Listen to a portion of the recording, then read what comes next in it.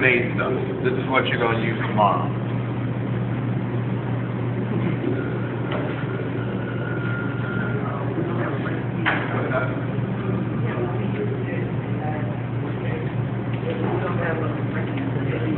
For This one was from the shrimp Newburgh?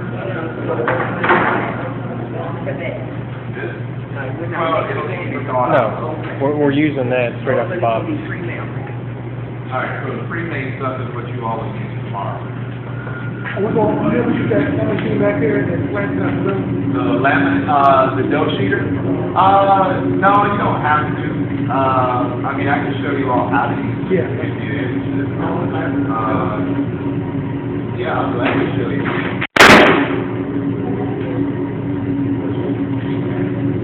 Alright, if you want to go ahead.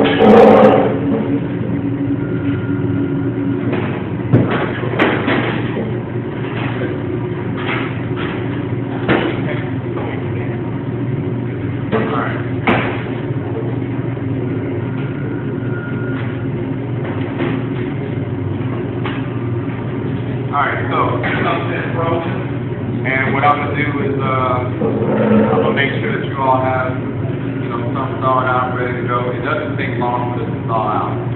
Now, the whole notion is you all are going to have to cut out your vessels. So I got these cutters. You all, Christmas tree.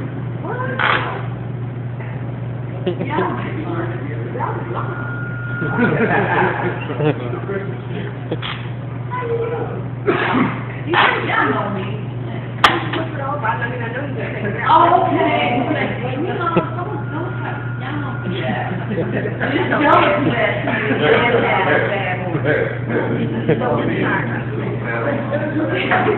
I like that. Deep breath. Leave that alone. All right.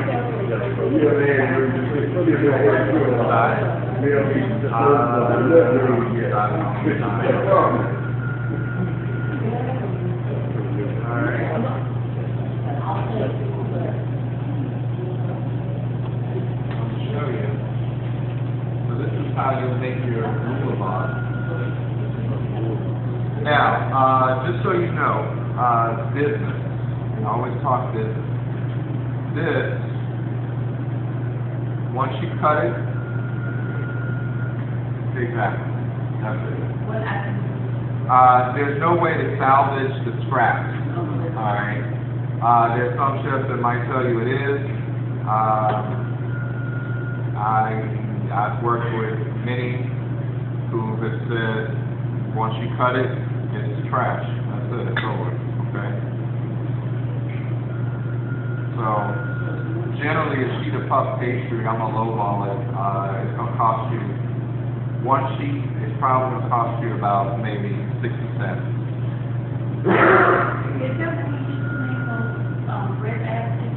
Yes. Yes.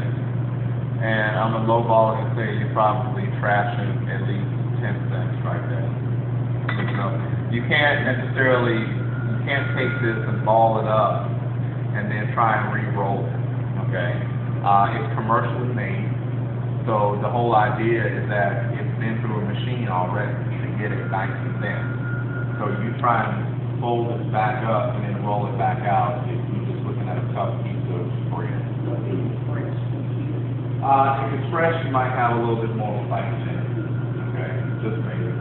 But for the most part, me working this in my hand, you can feel that it's torn up, alright, and you can see it's torn up, so there's nothing you can do with it. But without a doubt, this will probably be the way you do it in the business. Doing the whole laminating thing, you're not going to have time to do it. And in all honesty, you're not going to want to do it, okay? So that's just the truth. Alright, so now I cut out my disc. I got 1, 2, 3, 4.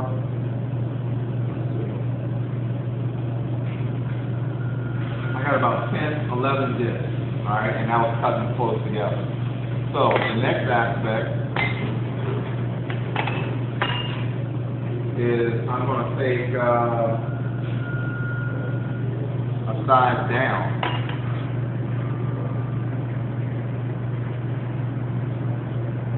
That looks good. So I'm gonna take a couple sides down on my boulevard, on my puff pastry. And then I'm gonna cut out the centers. Alright?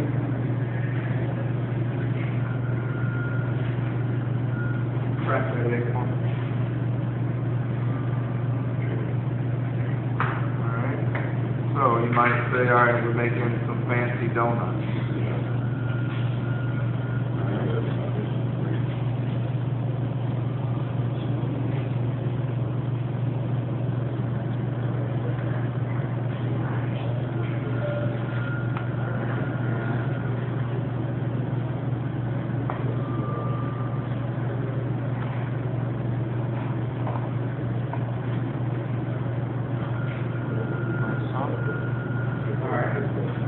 Now to assemble them. So straight egg, no water, no nothing.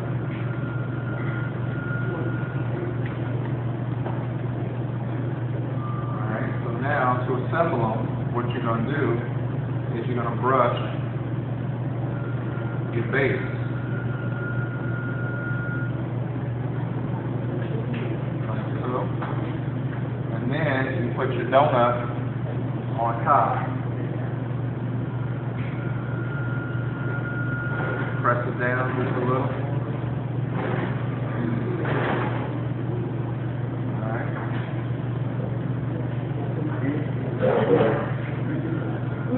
Now, make sure you gently press around all your edges. Reason being is that you don't want your boulevard to come apart.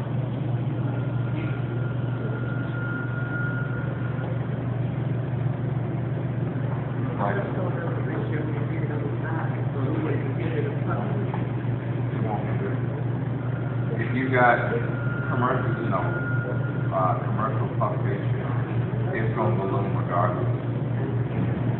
That's the great thing about it. They make sure it's going to balloon. Alright? Like so. You want to try and make sure you keep them lined up. Nice. You always want to make attractive food. Everybody knows that that's half your selling point. You see something in a restaurant go by you, what's the first thing you do? Ooh, what's that? Ooh, what's that? Yeah. Alright? Yeah, the rest of so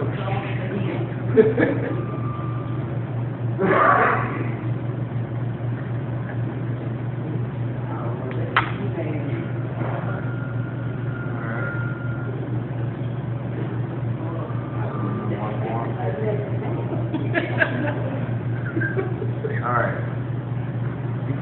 So, that,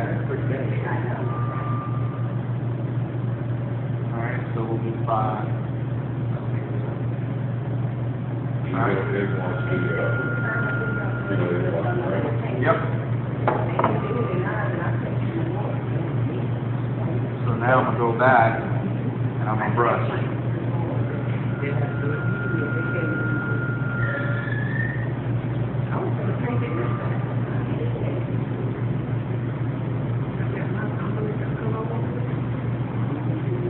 So, now don't go too heavy on your egg wash. We all know that this is to help brown, but if you put too much on there, you'll brown and it'll be too dark before it's done. And these are relatively, in all honesty, this is probably a good appetizer portion. All right, with an appetizer like this, you're talking about 21, 25. This is a good starter for your cafe, bistro, or whatever you're doing appetizers in your restaurant. Go.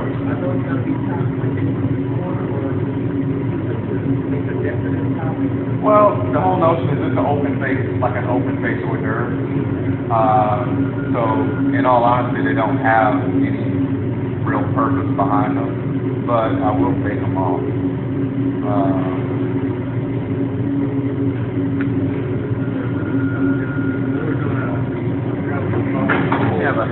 parking.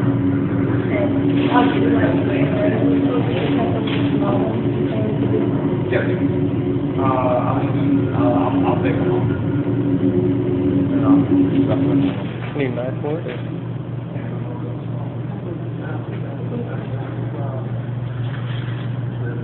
You got it? There you go. So I'll take these off, and then, have your evening and humane express, go to, Fredericksburg. Now, wood is the only one I know that can't consume. Does anybody else have the allergen? Everybody else is square? Okay. Alright. Now, there's a couple of ways to attack this. I'm gonna just do this, I'm gonna make it normal. You can't put a screen, like a cooling rack, over top of this. Reason being is to ensure that they go up and don't fall over, okay? It controls how far the actual product will go, alright? So I'm not gonna put a baking rack on them, I'm gonna let them go, and hopefully this will go straight up. I'll put these on as well. Once again, Verdun, you made a good point. If you can make use of something, make use of it.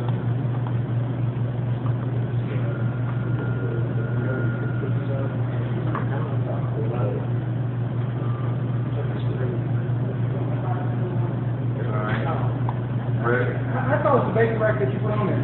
Well, a lot of times what I'll do is I'll put the baking rack, I'll flip these upside down so that the baking rack rests on top of it, so it's nice and level, and then it'll actually get up to about that height and it'll stop. So they don't give you indication from the baking rack? It'll go straight up. And it actually works out better. You can control. You know, a lot of times, like I said, I was saying to Gates that this puff pastry, the commercial stuff, it's pretty much guaranteed to rot.